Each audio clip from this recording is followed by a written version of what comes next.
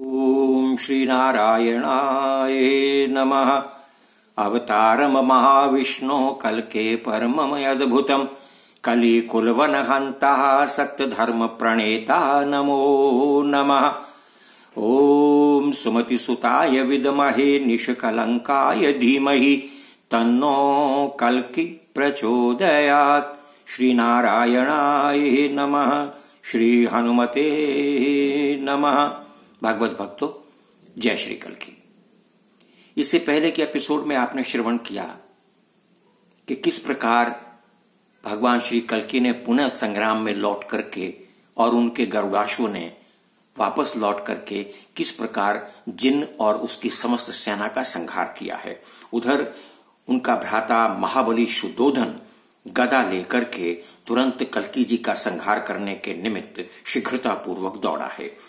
अब इससे आगे की कथा।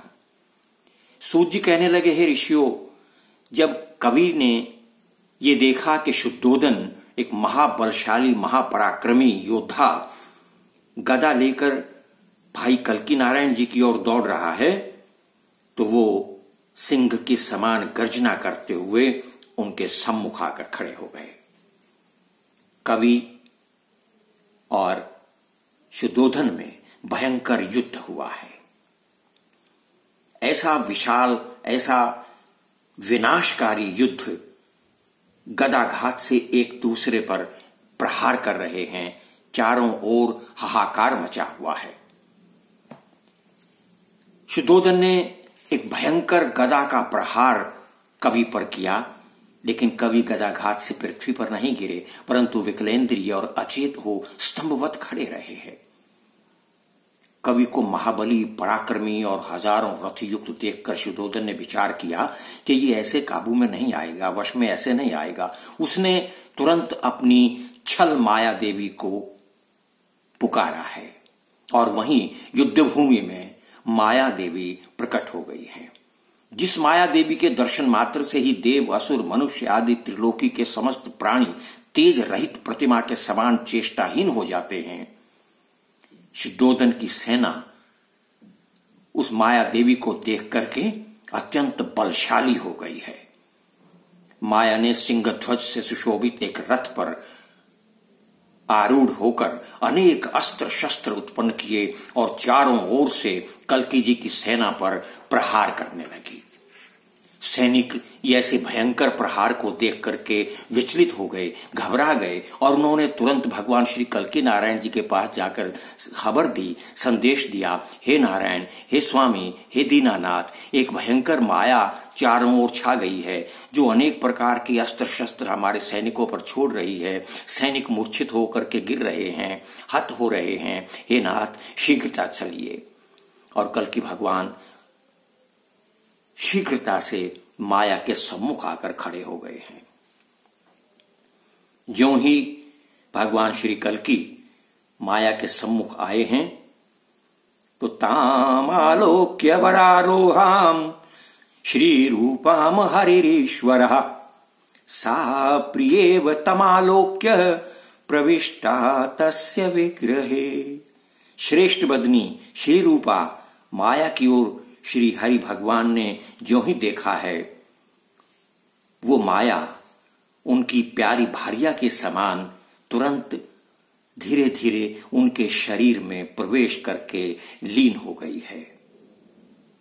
जो ही माया ने भगवान श्री नारायण के शरीर में प्रवेश किया है, त्यों ही शुद्धोधन की सेना बलहीन हो गई है और स्वतः ही अपने आप मृत होकर के पृथ्वी पर गिरने लगी है।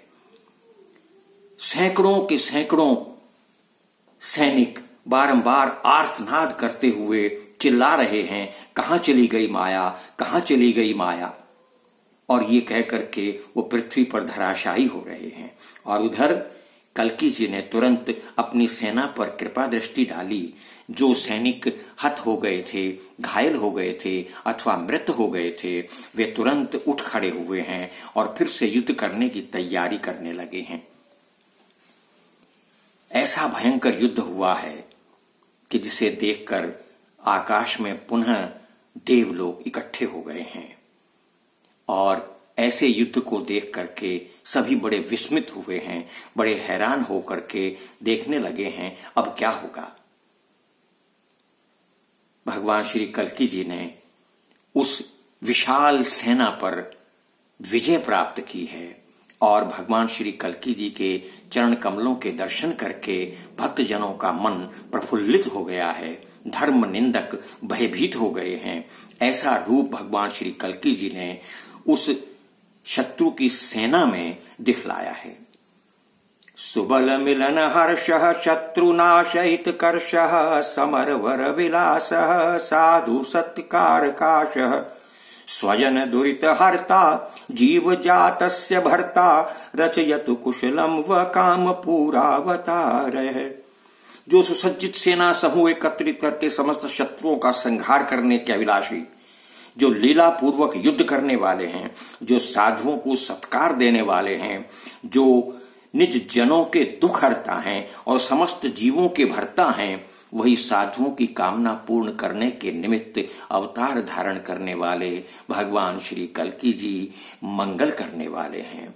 जय श्री कल्की, जय श्री हनुमान।